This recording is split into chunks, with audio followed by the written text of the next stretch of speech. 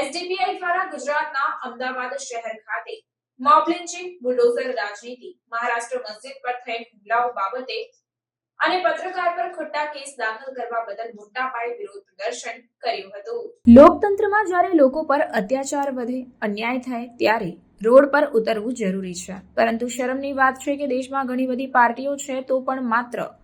SDPI સિવાય કોઈ પણ પાર્ટી રોડ પર ઉતરી નથી। અને એનાથી પણ ગંભીર વાત એ છે કે હાલ આઈએનડીઆઈએ ગઠબંધન બન્યું, મોટી મોટી વાતો કરી અને જે સમુદાયે ખોબા ભરી ભરીને મત આપ્યા એમની પર થયેલ અત્યાચાર વિરુદ્ધ પણ મોઢામાં મગ ભરી આજ સુધી ચૂપ છે, જેને લઈને અમદાવાદ લાલ દરવાજા ખાતે એસડીપીઆઈ દ્વારા દેશમાં વધતા જતા બુલડોઝર રાજનીતિ અને મહારાષ્ટ્રના કોલ્હાપુરમાં થયેલ મસ્જિદ પર હુમલાને લઈને વિરોધ પ્રદર્શન કરવામાં આવ્યું, જેમાં પાર્ટીના તમામ હોદ્દેદારો, કાર્યકર્તાઓ મોટી સંખ્યામાં જોડાયા અને એસડીપીઆઈ દ્વારા માંગ કરવામાં આવી કે દેશમાં વધતા જતા ક્રાઇમને રોકવામાં આવે, સાથે જ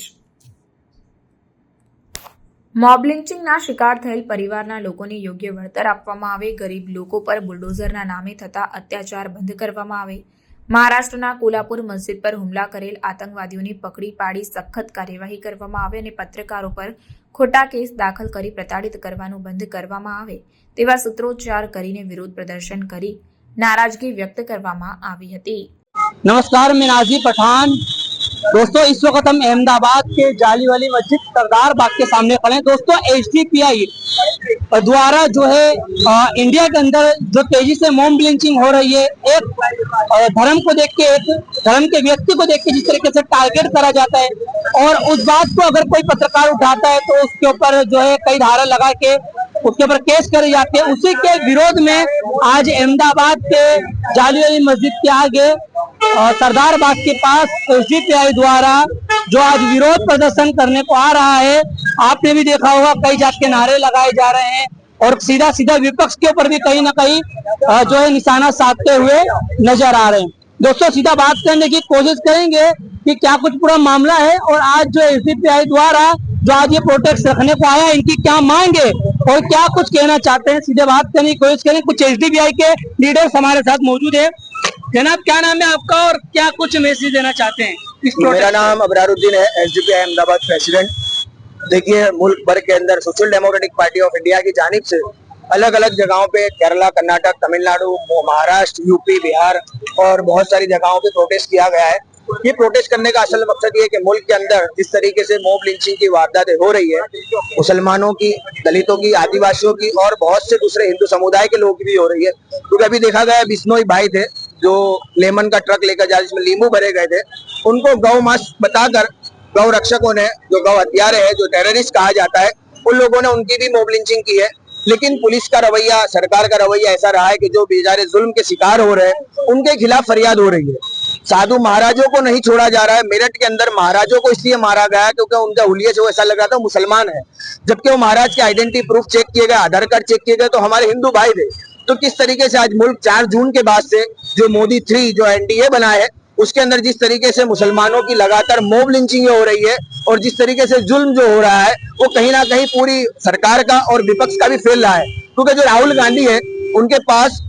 जो रेलवे के लोको पायलट है, जो दूसरे एम्स में दाखिल है और जो कहीं ना कहीं आज जो मॉब लिंचिंग का प्रोटेस्ट पूरे मुल्क भर में एसडीपीआई द्वारा किया जा रहा है, तो ये विपक्ष जो है फेलियर रहा है और एसडीपीआई इस तरीके से मॉब लिंचिंग के जो लोग हैं, जो शिकार हुए हैं, उनके परिवार को मुआवजा दिया जाए और जिन लोगों ने जो हथियारे हैं, जो आइडिया ऑफ इंडिया के खिलाफ है, आइडिया ऑफ इंडिया का माने ये होता है कि इस मुल्क के अंदर रहने वाले तमाम शहरियों को अपने अधिकार, जो जिंदगी की जो बेसिक जरूरत है उसको देने के लिए सरकार के लिए जरूरत देनी चाहिए। लेकिन आइडिया ऑफ इंडिया के अंदर हिंदू मुस्लिम करके जिस तरीके से पिछले 10 सालों से या पिछले 75 सालों से हुकूमतें चल रही है, social democratic party of India ये नफरत की राजनीति को, गुंडा राज को, आतंकवाद को खत्म करने के लिए काम कर रही है और इंशाल्लाह आगे भी हम जमीन पर उतर के इसके लिए काम करते रहेंगे। कि आपने बताया कि जो पीड़ित है, जिनके साथ मॉब लिंचिंग हुई है, उनके परिवार को जो है मुआवजा मिलना चाहिए। अभी हम कुछ ही टाइम पहले भी हम मोरबी गए थे। मोरबी के अंदर जो पुल गिरा था उसके अंदर कई लोग जो मरे थे, उनके परिवार वालों से भी हमने बात करी। उनको तो अभी तक मुआवजा दिया नहीं क्योंकि सरकार ने घोषणा करी थी, तो इन्हें कैसे आप दिलाएंगे? देखिए, सबसे पहले तो एसडीपीआई ने जो पूरे देश के अंदर प्रोटेस्ट कर रहा है तो आज जब से शुरू करा है, जब तक हम तमाम पीड़ितों को इंसाफ दिलाने के लिए और उनका मुआवजा हो या इंसाफ, उस वक्त तक हम प्रोटेस्ट भी करते रहेंगे, हम आवाज उठाते रहेंगे। और इसी तरीके से हम सरकार की जैसे नाकामी रही है, ऐसे ही विपक्ष की भी नाकामी है, क्योंकि लोकतंत्र के अंदर एक मजबूत विपक्ष का होना बहुत जरूरी है। लेकिन आज देख रहे हैं कि पिछले 10 सालों के अंदर तो जो विपक्ष कमजोर था, हर कोई मान रहा था, लेकिन 2024 के बाद एक लोगों के अंदर उम्मीद जागी कि इस मर्तबा विपक्ष मजबूत हो गया। लेकिन हकीकत में और जमीन के ऊपर ऐसा कुछ भी नहीं है। वही मॉब लिंचिंग का जो रवैया पहले चल रहा था, अब भी चल रहा है। वही बुलडोजर की जो गंदी राजनीति चल रही थी, अब भी चल रही है। यानी विपक्ष का मजबूत होने का फायदा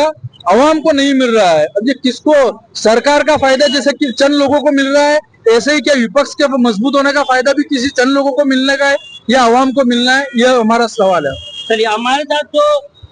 इरशाद भाई से बात करें। इरशाद भाई, आपने इस बात को लेके कोई सांसद, क्योंकि जब तक विपक्ष आवाज नहीं उठाएगा तब तक मुझे नहीं लगता कि इस तरह के कोई कानून पास होगा कि बॉम्ब ब्लीचिंग जो करता है उसके ऊपर सख्त सख्त कार्रवाई हो। जी, एसडीपीआई ने पूरे हिंदुस्तान के अंदर, एसडीपीआई के बाद ना तो सांसद है ना तो एमएलए है, सिर्फ कॉर्पोरेटर है, फिर भी एसडीपीआई पूरे इंडिया के अंदर इस मामले को उठा रही है, क्योंकि एसडीपीआई के पास तो कुछ भी नहीं है। हालांकि जिनके पास है वो कुछ भी नहीं कर रहे कि मुसलमानों ने उनको भर भर के वोट दिया, विपक्ष के इतने सारे नेता जीत कर आए मुसलमानों के वोटों से, लेकिन एक भी मामले के ऊपर किसी भी सांसद ने कुछ नहीं बोला।